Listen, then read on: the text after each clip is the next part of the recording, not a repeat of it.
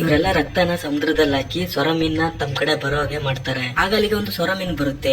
ಈಗ ಇಬ್ರು ಹುಡುಗಿಯರ್ನ ಒಂದು ಪಂಜರದೊಳಗೆ ಹಾಕ್ಬಿಟ್ಟು ಸಮುದ್ರದೊಳಗೆ ಇಳಿಸ್ತಾರೆ. ಇವರು ಇದನ್ನೆಲ್ಲ ಎಂಜಾಯ್ಗೋಸ್ಕರ ಮಾಡ್ತಾ ಇರ್ತಾರೆ. ಆಗ್ಲೇ ಒಬ್ಬ ಹುಡುಗಿ ಕ್ಯಾಮ್ರಾ ಕೆಳಗಡೆ ಬಿದ್ದೋಗುತ್ತೆ. ಅದನ್ನ ಆ ಮೀನು ತಿಂದ್ಬಿಡುತ್ತೆ.